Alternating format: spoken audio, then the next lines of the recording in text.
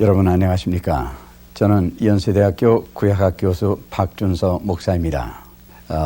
오늘은 구약 전체에 대해서, 특별히 구약의 구조에 대해서 같이 공부하도록 하시겠습니다. 먼저 오늘의 요절 말씀을 보시겠습니다.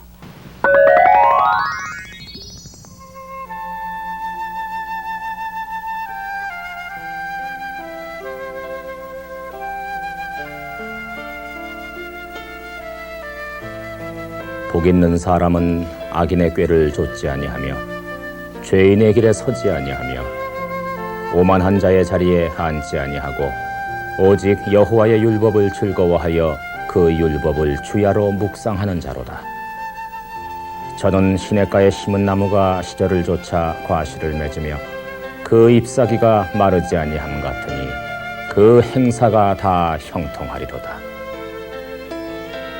주의 말씀의 맛이 내게 어찌 그리 단지요 내 입에 꿀보다 더하니이다. 주의 법도로 인하여 내가 명철케 되었으므로 모든 거짓 행위를 미워하나이다. 주의 말씀은 내 발의 등이요 내 길의 빛이니이다. 미국에서 흥미있는 일이 일어났습니다. 텍사스에 사는 어떤 사람이 진귀한 돌들을 파는 수석 상점에서 돌을 하나 샀습니다. 정가는 15불이 붙어 있는 것을 좀 흥정을 해서 10불을 주고 돌을 하나 산 것입니다. 그 돌을 가지고 집에 와서 보니까 어디 조금 진귀한 돌 같이 보였습니다. 그래서 그 돌을 보석 감정가에게 감정을 시켰습니다. 이 돌이 어떤 돌인가, 얼마나 가치 있는 돌인가 한번 좀 감정을 해 주십시오 하고 감정을 부탁했습니다. 그 돌을 감정한 보석 감정가는 그 돌을 감정한 후에 깜짝 놀랐습니다. 그 돌은 전부가 사파이어 원석이었습니다. 세계에서 지금까지 알려진 가장 큰 사파이어 원석입니다. 무려 1900카라트 사파이어 원석이었습니다. 이 세계에서 가장 큰 사파이어 원석을 이 사람은 단돈 10불, 우리나라 돈으로 하면은 10,000원도 채 되지 않는 돈을 주고 산 것입니다. 한편 이 돌을 판 사람은 가장 큰 그런 보물을 10,000원도 채 안 되는 돈을 주고 판 것입니다. 자, 어떻게 이런 일이 일어날 수가 있습니까? 그 이유는 간단합니다. 그 돌을 원래 가지고 있던 그 상점 주인이 그 돌이 그렇게 귀중한 보물인 것을 알았다면은 단돈 10불을 주고 그것을 팔았을 리는 절대로 없습니다. 그 보석 주인은 보물을 보물로서 볼 수 있는 눈을 갖지 못했기 때문이었습니다. 자, 우리 모든 크리스찬들에게서는 1900카라트 사파이어 원석보다도, 아니 1900카라트 다이아몬드보다도 더 귀중한 보물을 모두 가지고 있습니다. 그것은 하나님의 말씀, 성경책입니다. 성경책은 세상의 많은 책 가운데 가장 귀중한 책이요, 책 중에 책, 가장 귀중한 바로 그 책입니다. 그래서 성경이라는 말 자체도 원래 그 히브리 말로 볼 것 같으면은 하세파림이라고 불렀습니다. 여기에 보시면은 히브리어로 하세파림, 이 하세파림이라는 말 자체도 그 말은 그 책이다 하는 뜻입니다. 영어로 성경을 The Bible, 바이블이라고 얘기합니다. 그 바이블이라는 말 자체는 히라버에서 왔습니다. 히라버 또는 헬라어라고도 그러죠. 신약 성경에 기록된 히라버로서 성경을 타 비블리아 이렇게 부릅니다. 타 비블리아라는 말은 그 책이다 하는 뜻이죠. 자, 그러니까 구약 성경에 기록된 히브리어로서나 또는 신약 성경에 기록된 히라버로서 타 비블리아 또는 하세파림 모두 그 책이다. 세상에 많은 책들이 있지만은 가장 귀중한 바로 그 책이라는 뜻이 히라버나 히브리어 원문의 성경책의 이름이 되겠습니다. 전도서 12장 12절에 보면은 아주 유명한 말씀이 있습니다. 여러 책을 짓는 것은 끝이 없다 하는 말씀이 있습니다. 여러 책을 짓는 것은 끝이 없다는 말씀은 세상에 읽을 책이 끝없이 많다 하는 말씀도 됩니다. 오늘날만 책이 많은 것이 아니라 이미 구약시대 때도 책이 수없이 많다 하는 말씀입니다. 그렇게 많은 책 가운데 가장 귀중한 바로 그 책이 바로 성경책 타 비블리아 또는 하 세파림이라는 뜻이 됩니다.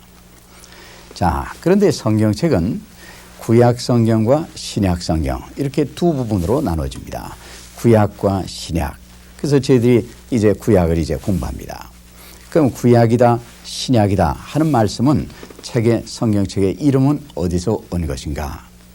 그것은 구약의 예언자 예레미야의 말씀에서 왔습니다. 예레미야서 31장 31절을 보시면은 거기에 유명한 예레미야 선지자의 말씀이 있습니다. 나 여호와가 말하노라 보라 날이 이르리니 내가 이스라엘과 유다 집에 새 언약을 세우리라 하는 말씀이 있습니다. 새 언약을 세워주시겠다. 새 언약이라는 말씀이 곧 신약이 되겠습니다. 신약.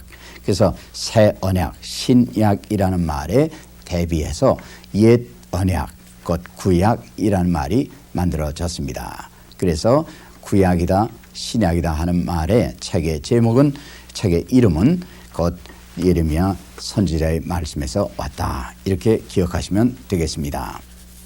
자, 그런데 오늘날 성경은 세계에서 가장 많은 언어로서 번역되어 있는 책이다. 우리가 상식적으로 압니다. 그러면 구체적으로 어느 정도로 많은 언어로서 성경책이 번역되어 있느냐 하는 것을 잠깐 살펴보겠습니다.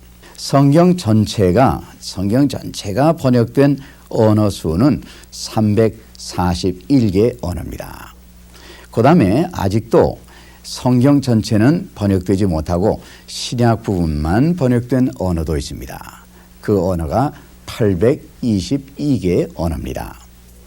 또 아직도 신약 성경도 다 번역이 되지 못하고 신약의 일부, 예를 들 것 같으면 복음서 같이 일부만 번역되어 있는 그러한 언어도 많이 있습니다. 그것이 모두 929개의 언어가 됩니다.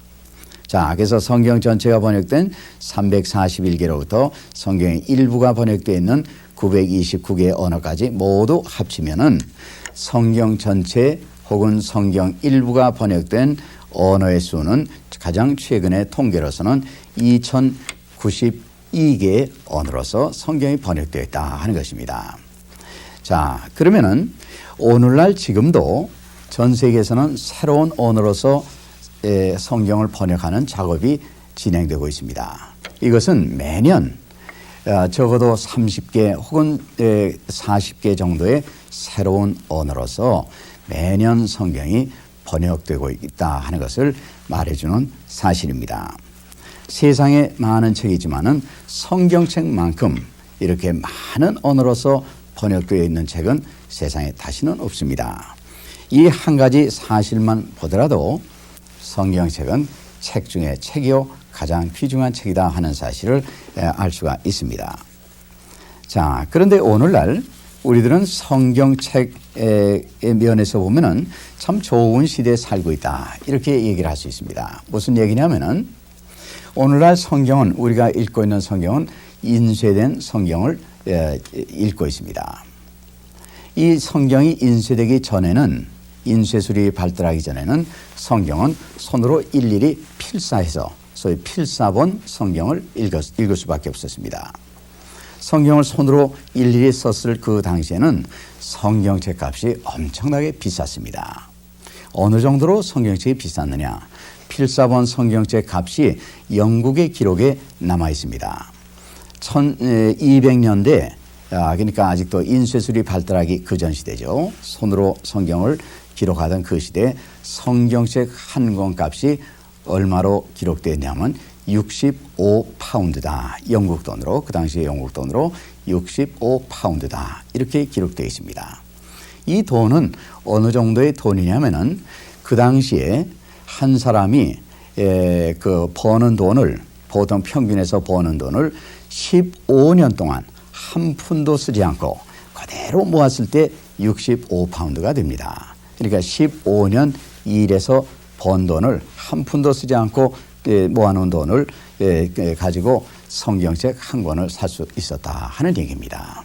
그러니까 보통 사람들은 그 필사본 성경 때는 보통 사람들은 성경을 살 수가 없을 정도로 비싼 책이 바로 성경책이었습니다. 그러나 오늘날은 이렇게 인쇄술이 발달해서 모든 사람들이 또 여러 세계의 많은 언어로서 번역이 되어서 성경 말씀을 직접 읽을 수 있는 그러한 그 은혜를 받고 있습니다. 자, 그러면은 그 다음으로 이제 구약 성경이 어떤 구조로 되어 있는가, 어떻게 배열되어 있는가 하는 것을 말씀을 드리겠습니다. 구약 성경 39권의 책, 이 39권의 책이 구약 성경에 기록되는 원문 성경, 그러니까 우리가 그것을 히브리어 구약 성경이다 또는 원문 구약 성경이다 이렇게 부를 수 있겠습니다. 히브리어 원문 구약 성경에 보면은 그 구약 성경 39권의 책을 세 부분으로 나눠서 배열해 놓았습니다. 그래서 제일 첫 번째 부분은 소위 오경, 구약 성경의 5권이 되는 오경, 그러니까 창세기로부터 출애굽기, 레위기, 민수기, 신명기 이 5권의 책, 그래서 보통 우리가 오경이다 이렇게 부르고 있습니다. 그래서 오경이 제일 먼저 오고 그 다음에 두 번째로는 예언서가 그 다음에 배치되어 있습니다. 지금 말씀드린 것은 히브리 원문 구약 성경의 말씀입니다. 자, 그래서 원문 성경에 볼 것 같으면 오경 다음에 예언서가 배치되어 있고 그 다음에 마지막 부분으로서 이제 성문서, 우리가 보통 성문서라고 부르는 나머지 책들을 배열해 놓았습니다. 그래서 히브리 원문 구약 성경으로 보면은 구약의 제일 마지막 책은 역대하가 되겠습니다. 우리들이 오늘날 보고 있는 성경책으로서는 구약 성경의 제일 마지막 책은 말라기서입니다. 그러나 히브리 원문 성경에 보면은 제일 마지막 책은 역대하가 됩니다. 자, 그럼 조금 이제 자세히 설명을 드리겠습니다.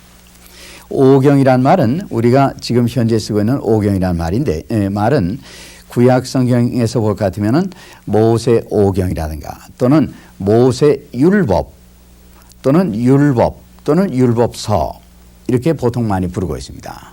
또는 경우에 따라서는 그냥 모세 이렇게 부르는 경우도 있습니다.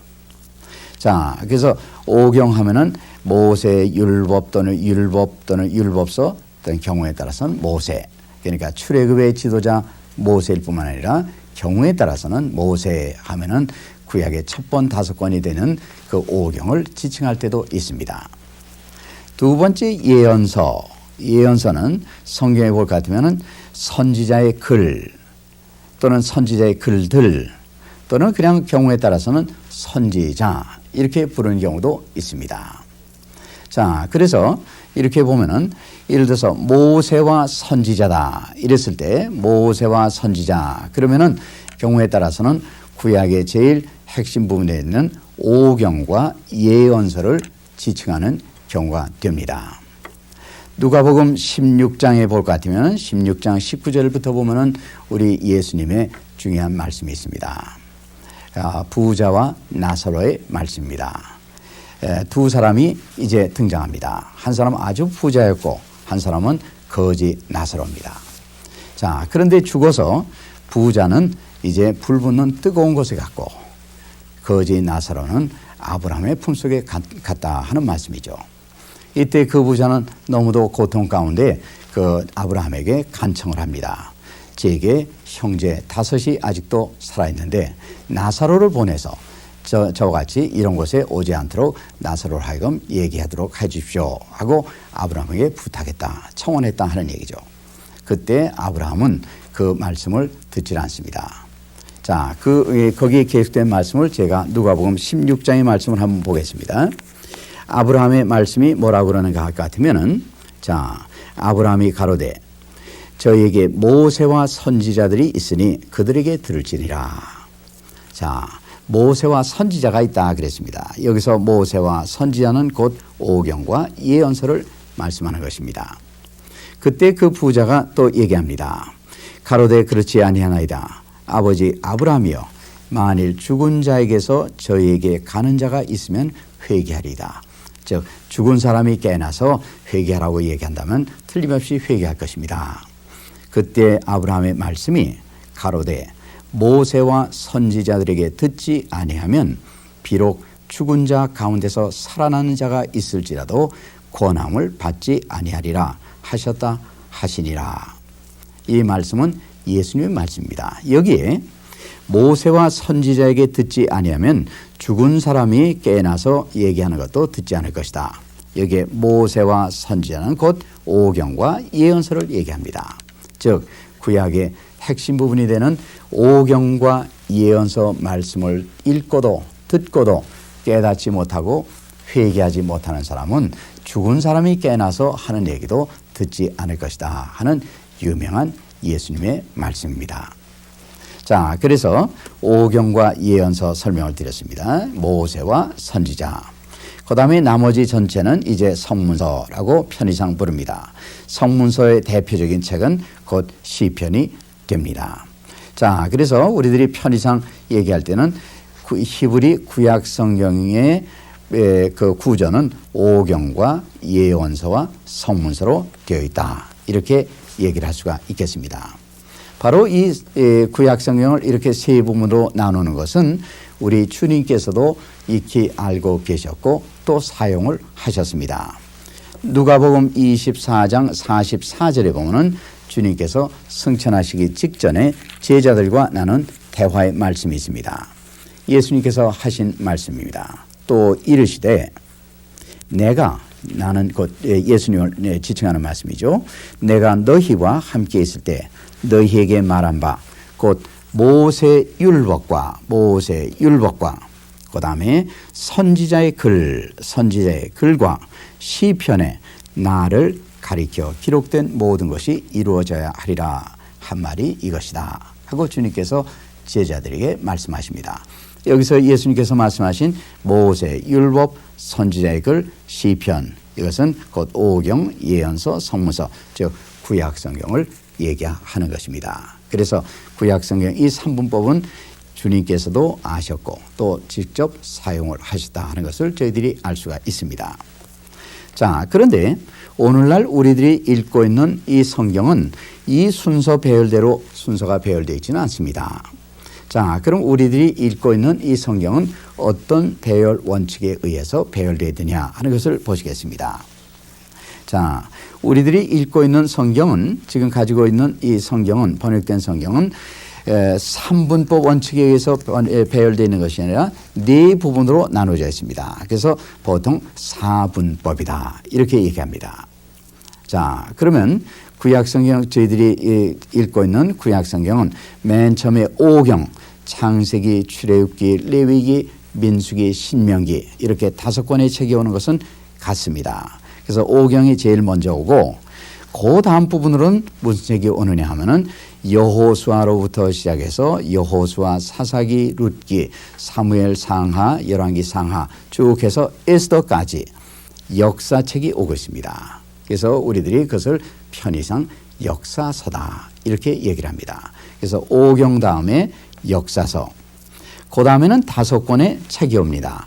욥기, 시편, 잠언, 전도서, 아가서 이 5권의 책이 배열되어 있습니다.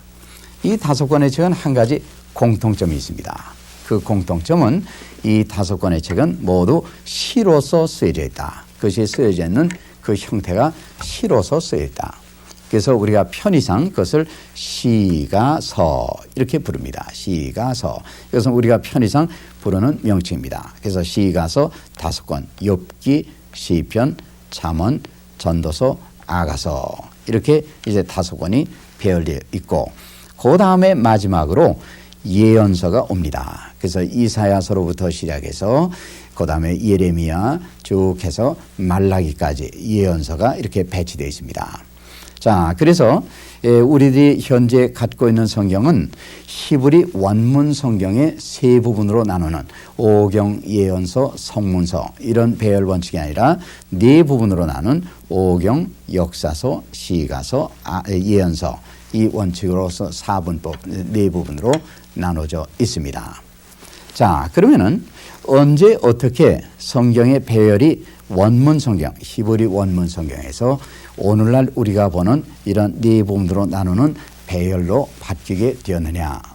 자, 그것을 말씀드리기 위해서는 성경이 번역된 이야기를 잠깐 드려야 되겠습니다.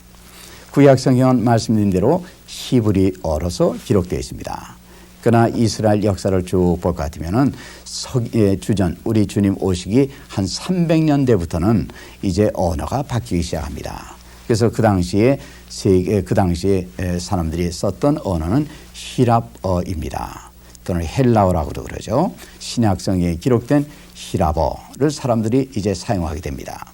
그래서 우리 주님 오시기 약 250년경에, 그러니까 주전 250년경에 히브리어 성경을 히랍어로서 번역하는 일이 일어나게 됩니다.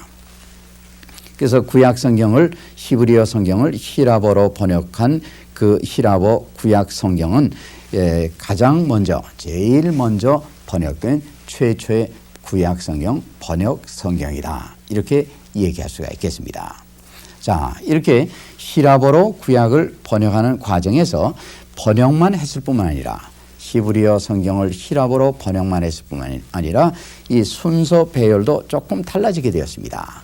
그래서 3분법 배열에서 이제 네 부분으로 이렇게 오경과 역사서와 시가서 또 예언서 이렇게 나누는 네 부분으로 나누는 4분법으로서 이제 되었습니다. 그래서 오늘날 우리들이 읽고 있는 이 성경은 그 순서 배열에 있어서는 히브리 원문 성경의 배열이 아니라 히랍어, 헬라어 번역될 때 배열된 그 4분법에 따라서 성경을 지금 배열된 것을 사용하고 있습니다. 자, 그러면은 지금 이 4분법 배열 원칙에서 본다 같으면은 히랍어 구약 성경을 번역할 때 구약 성경의 순서 배열을 이렇게 재배치하고 네 부분으로 나눴다 하는 것은 신학적으로 대단히 큰 의미가 있습니다. 그것은 지금 보시는 대로 이 히랍어 구약 성경 번역 성경에서는 오경이 먼저 나오고 그다음에 역사책이 나오고 그다음에 시가서, 그래서 시로서 쓰여진 5권의 책 욥기, 시편, 잠언, 전도서, 아가서가 나온 다음에 마지막으로 예언서를 놓았습니다. 자, 그런데 예언자 말씀의 가장 중요한 핵심이 무엇입니까?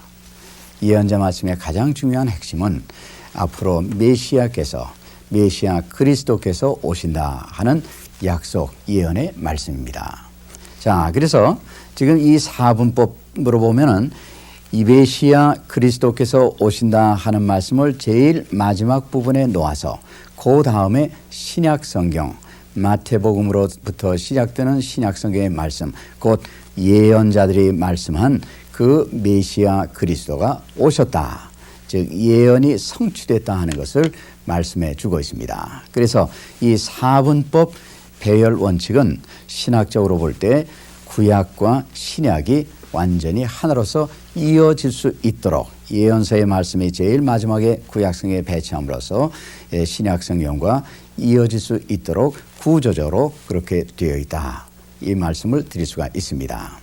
그런데 여기 한 가지 중요한 것은 히랍어 구약 성경을 번역한 것은 우리 주님께서 그리스도께서 오신 이후에 된 것이 아니라 그 이전 약 250년 전에 이루어진 일입니다. 250년 전에 주님께서 오시기 250년 전에 이렇게 구약 성경의 책의 순서를 재배열함으로써 그리스도께서 메시아께서 오심을 미리 책의 순서로서 예언서를 제일 마지막에 배치함으로써 준비해 놓았다. 이렇게도 말씀을 드릴 수가 있는 것입니다.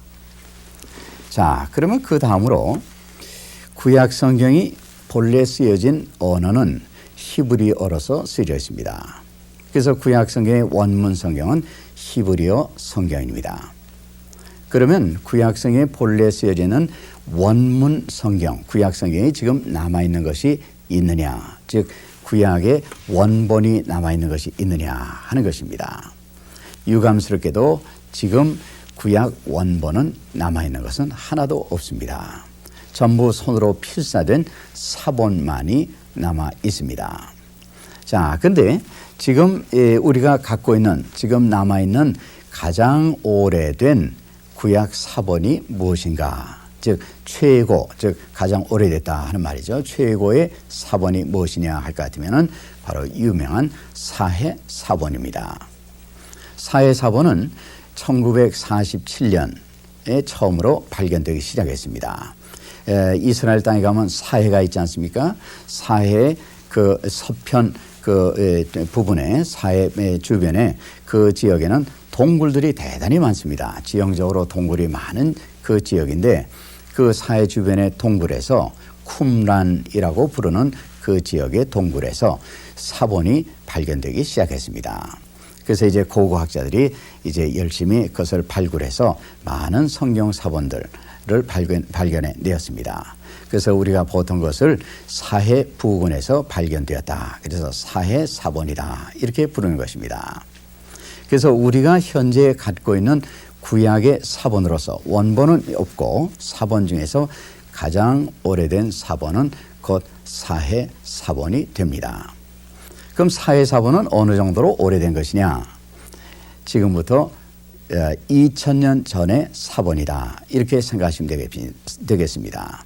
성서학자들은 그것을 조금 정확히 얘기할 때 주전 100년에서 주후 100년 사이다. 이렇게 얘기를 합니다.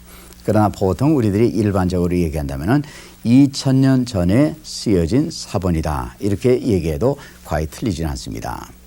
2000년 전에 쓰여진 사해 사본이 바로 구약의 사본 가운데서는 가장 오래된 그 사본이다. 이렇게 얘기할 수 있습니다. 그래서 이 사해 사본은 오늘날 예루살렘에 특별한 박물관을 만들었습니다. 그래서 사해 사본을 그 보관하고 있는 그 특별한 박물관 안에 귀중하게 그 소장되어 있습니다.